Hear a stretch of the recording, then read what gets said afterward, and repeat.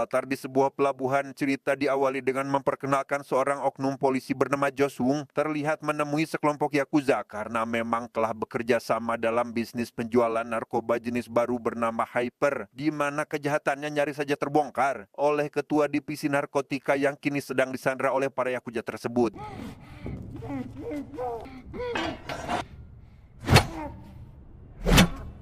Demi menjaga identitas sekaligus bisnisnya tetap aman, Josung tanpa ragu menghabisi seketua divisi dan menyuruh anggota Yakuza untuk membuang jasad si ketua divisi ke dasar laut.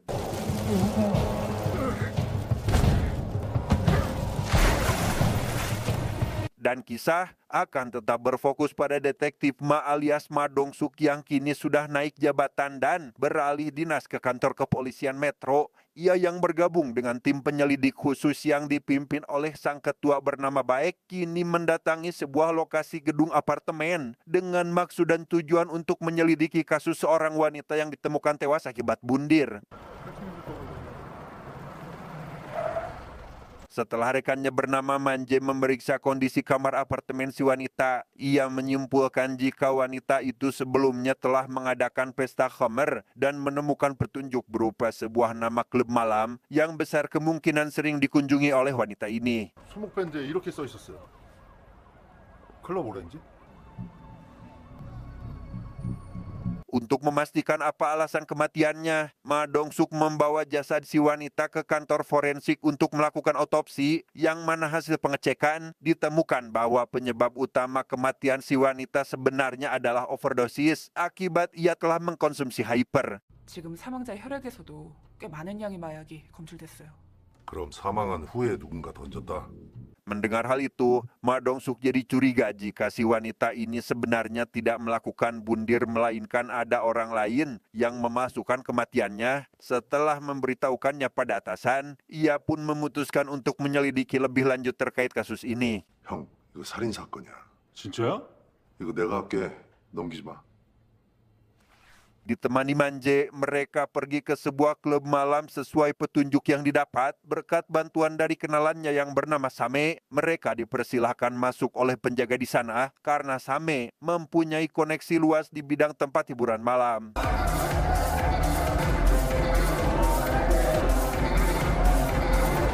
Melihat ada gerak-gerik seorang pemuda yang mencurigakan, Ma Dong-suk pun berniat naik ke lantai atas namun tidak diperbolehkan oleh penjaga, sehingga ia terpaksa harus melakukan hal seperti ini. 이거 봐. 가라고 이씨. 안 들려?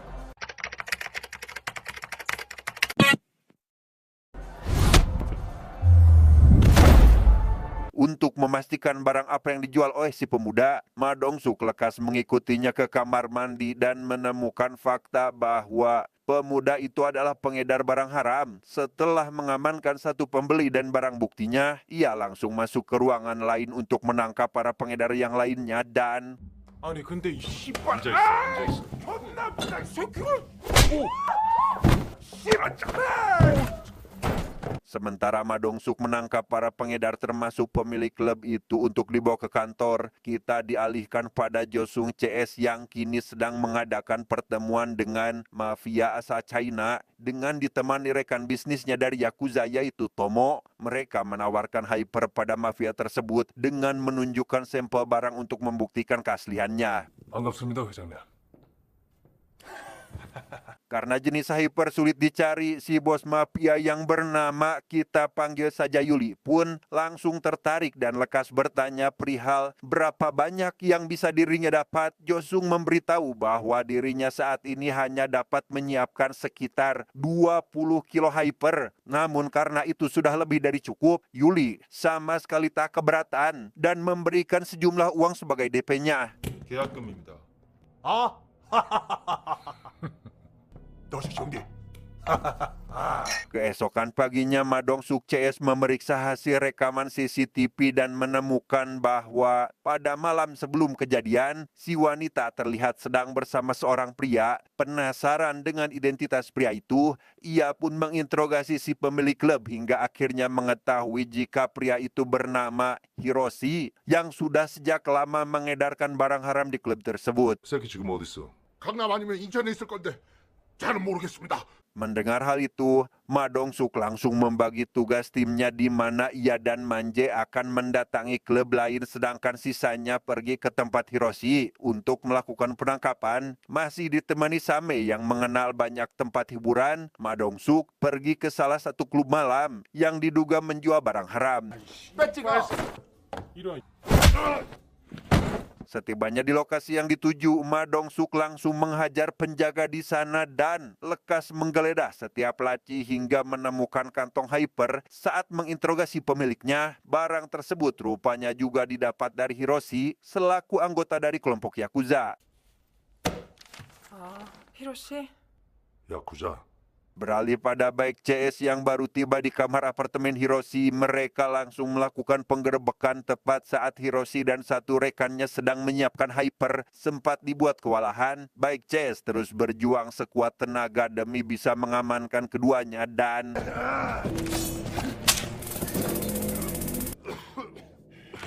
tidak hanya berhasil menangkap Hiroshi, baik CS juga menyita Hyper sekitar 20 kilo dan satu buah pistol yang seharusnya hanya dimiliki oleh anggota kepolisian. Dalam perjalanan menuju kantor, baik pun langsung memberitahukan keberhasilan mereka pada Ma Dong-suk, tapi tiba-tiba 내가 올라가서 한잔 형, 여보세요? ya, datang mobil lain dengan sengaja menabrak mobil baik. Pelaku yang ternyata adalah Josung langsung mengambil kembali Hyper termasuk kamera yang tersimpan pada dashboard mobil untuk menghilangkan jejak atas kejadian ini. 오늘 며칠이 뜰게.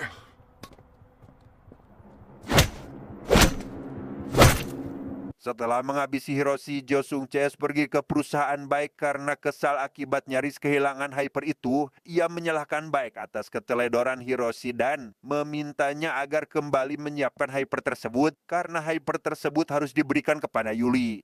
너는 모르는 게 좋아. 그래, 나 몰라도 돼. 야, 얼른 이쁘게 포장해서 약 챙겨드려. Singkat cerita, esok pagi pun Caang, saat Ma Dong-suk menjenguk para rekannya di rumah sakit, ia ditemui oleh pria bernama Donggu dari Divisi Kejahatan Narkotika. Setelah mendengar bahwa ketua Donggu telah menghilang, ia juga memberitahu terkait asal-muasal Hyper beredar di negara ini, yaitu sekitar 3 tahun lalu, saat kelompok gangster bernama Hiu Putih menjalankan bisnis narkoba dengan Yakuza. 야쿠자 애들하고 좀 얽힌 것 같습니다. 야쿠자 애들이 언제부터 설친 거야? Tepat setelah 1 tahun beroperasi, bos gangster klan Hiu Putih tewas di tangan seorang yang membuat narkoba jenis itu tidak ada lagi. Dan karena saat ini Hyper kembali beredar, Donggu curiga jika ada mitra bisnis lain yang kembali bekerja sama dengan Yakuza. 구룡경찰서 마수대 사건인데 이거 담당 형사가 누구야? Mendengar hal itu, Ma Dong-suk pun pergi ke kantor kepolisian cabang lain untuk menemui Josung selaku orang yang bertanggung jawab di bidang ini. Namun karena kedatangannya malah dirasa mengganggu, ia diminta untuk jangan perlu ikut campur dalam kasus orang lain dan pergi dari sana tanpa mendapat petunjuk apa-apa. 저희가 보안이 걸려 있어가지고 자세하게 말씀. 그럽시다. Meski gelagat Josung CS mencurigakan, Ma Dong-suk dan rekannya tetap berpikir positif dan tidak langsung menaruh kecurigaan terhadap mereka. Selesai dengan itu, ia menemui mantan anak buah klan Hiu bernama Cherry yang juga mengelola sebuah klub malam. 네가 초롱이지? 아이씨. Karena kelompok Yakuza sering datang ke klub milik Cherry, ia pun diinterogasi barangkali kelompok tersebut suka menjual barang haram di tempatnya. Cherry memberitahu terkait Tomo yang sering datang berkunjung dan lekas menunjukkan foto orang itu. Dan jika Ma Dong-suk ingin bertemu secara langsung, Cherry juga menyarankan mereka agar pergi ke klubnya. 너 같이 안 가면 또 맞아. 아 그래요? 빨리 가요. Sejenak kita tinggalkan dulu urusan Ma Dong-suk dan beralih pada Josung yang kini pergi ke markas Yuli untuk menyelesaikan transaksi. Karena Hypernya ada pada Tomo, ia pun mulai khawatir jika rekannya itu kabur dengan membawa barang tersebut. Dan benar saja Josung mendapat panggilan telepon dari Tomo yang memberitahu jika dirinya tidak bisa datang ke sana. 조중을 한 놈이 이치조 회장한테 약을 빼돌린 걸 풀었어. 그래서? Bukan tanpa alasan, Tomo terpaksa melakukannya karena sudah ketahuan telah mencuri bahan baku pembuatan hyper dari bos Yakuza Jepang, di mana kini ia sedang jadi buronan si bos Yakuza yang telah mengirim anak buah terbaiknya untuk memburu semua orang yang terlibat, termasuk mengambil kembali hyper tersebut. Alhasil, Jisung pun meminta tambahan waktu pada Yuli untuk mendapatkan dulu barang itu. Di waktu yang sama, orang suruhan si bos Yakuza yang diketuai oleh pria bernama Riki sudah tiba di Korea dan mendatangi markas Tomo untuk memulai peperangan.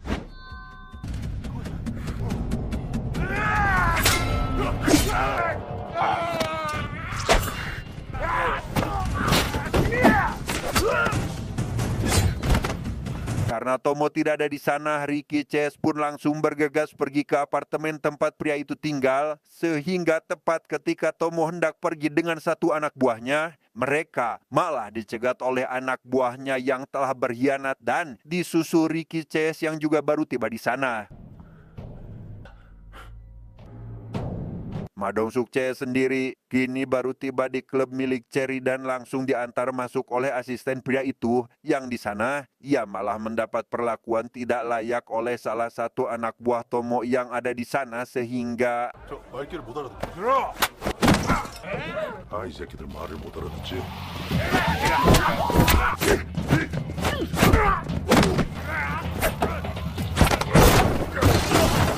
selesai menghajar semua orang, Ma Dong-suk pun mengamankan salah satu dari mereka yang bernama, kita panggil saja Aceng. Setelah menginterogasi pria itu dan mendapatkan alamat tempat tinggal Tomo, ia dan Manje pun langsung berangkat ke lokasi tersebut, tepat saat Tomo akan dibawa pergi oleh Riki dan para anak buahnya.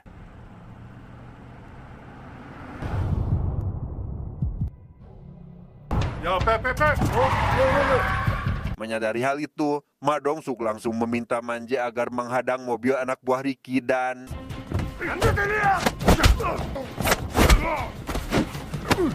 ya, Ma Dong-suk pun harus terlibat perkelahian dengan anak buah Riki yang meski mudah bagi dirinya untuk mengalahkan mereka, fokusnya malah teralihkan pada Manje yang nyaris terkena tikaman sampai akhirnya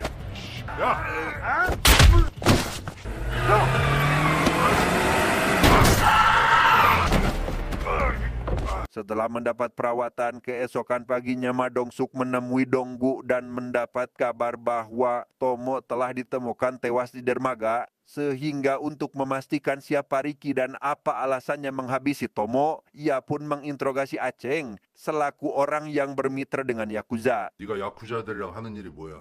아, 저는 야쿠자 애들처럼 나쁜 짓은 안 하고요. 야, 얘 안 되겠다. 문장고. 아니. 기회를 줄 때. Di sana Aceng pun jujur terkait dirinya yang bertugas di bagian pengemasan, terkait siapa Riki dan apa alasannya datang ke tempat ini. Ia tidak tahu akan hal itu namun meyakini bahwa ada pihak lain yang bermitra dengan Tomo karena selama dirinya bekerja, Aceng tidak pernah dipertemukan dengan sosok yang mengelola bisnis tersebut. 다른 사람? 왜 이래? 죄송합니다.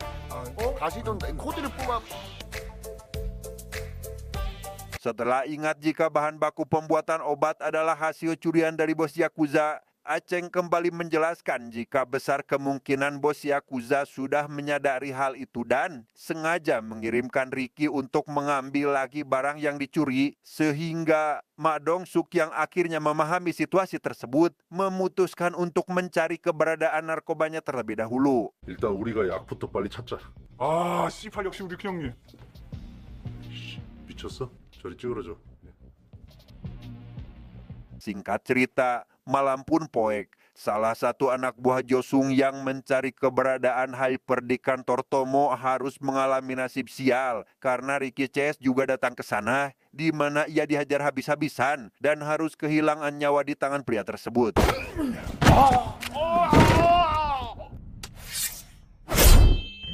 Tepat di keesokan paginya, Josung yang mendatangi TKP pun benar-benar dibuat kesal saat melihat jasad anak buahnya. Hingga tak lama, ia pun mendapat telepon dari si bos Yakuza yang menyarankan untuk segera mengembalikan barang itu. 나도 좀 챙겨야지. Tanpa memperdulikan ancaman dari si bos Yakuza, Josung yang tepat hari ini harus menyelesaikan transaksi dengan Yuli, tidak memiliki pilihan lain kecuali harus menemui wanita itu dengan ditemani satu rekannya yang tersisa. Ia pun harus menghadapi para kroco terlebih dahulu untuk bisa membuat kesepakatan baru dengan Yuli.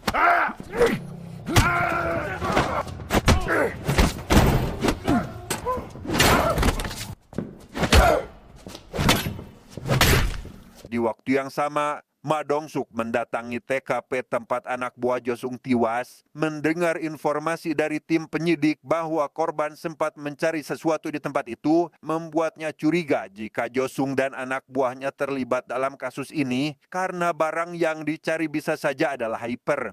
형, 분위기 이상하지 않아요? Seperginya dari tempat itu, Ma Dong-suk pun diberitahu oleh Aceng yang baru teringat jika Tomo memiliki sebuah kapal pesiar yang karena Hyper bisa saja disembunyikan di dalamnya. Ia pun memutuskan untuk pergi memeriksa dan terlibat baku hantam dengan sebagian anak buah Ricky yang sudah lebih dulu ada di sana. 부끄러세.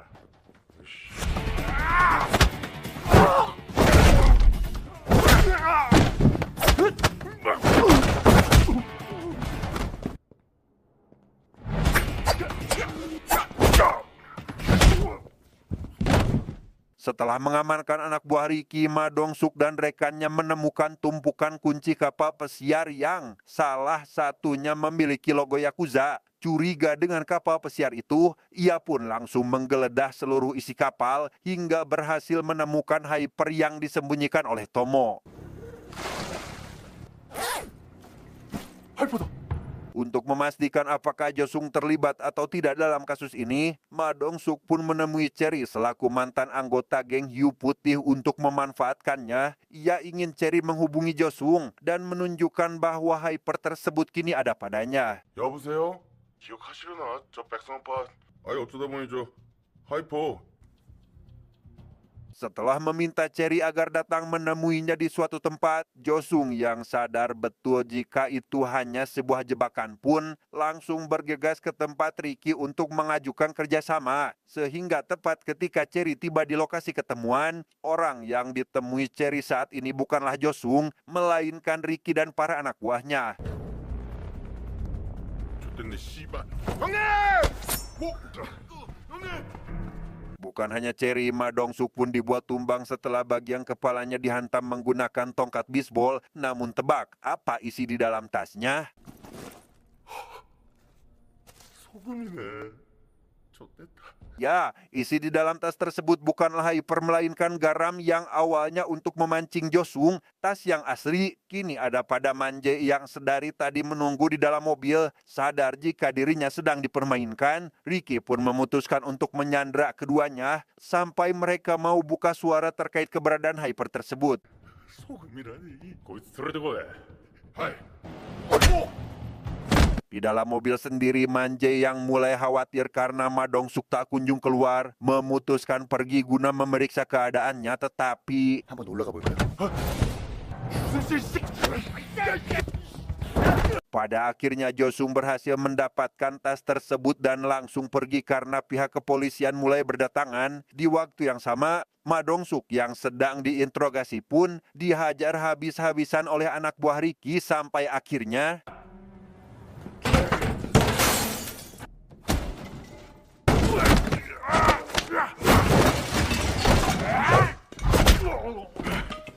setelah menghajar para kroco dan anak buah Ricky, Ma Dong-suk kini harus menghadapi si Ricky itu sendiri yang notabene adalah ahli dalam menggunakan katana dan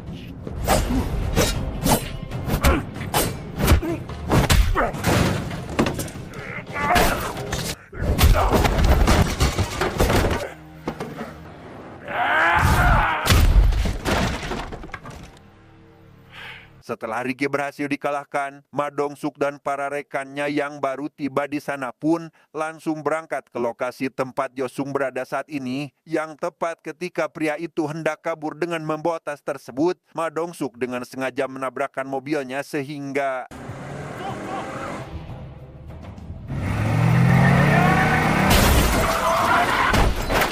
Ma Dong-suk pun dengan cepat mencari Josung yang lari ke dalam ruangan. Setibanya di depan ruangan yang dimaksud, ia pun harus terlibat baku hantam dengan Josung yang tiba-tiba menyerang dan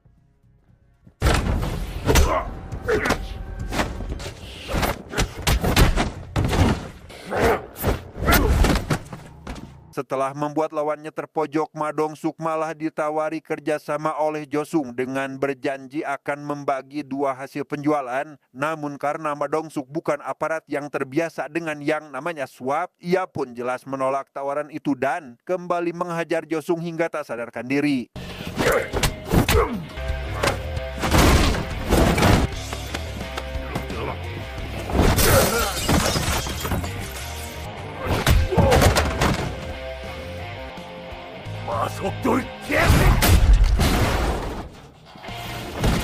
Singkat cerita, Ma Dong-suk dan para rekannya kini berada di sebuah restoran untuk merayakan keberhasilan mereka. Bukan hanya ditraktir makan dan bebas memilih minuman, mereka juga diberi uang sebagai bonus tambahan dari atasan, kecuali Ma Dong-suk yang harus ganti rugi atas kekacauan yang telah ia perbuat. 넌 나한테 100만 원 내. 남의 회사를 그렇게 부셔놓고. 자, 우리 형사들 수고했어요. Tamat.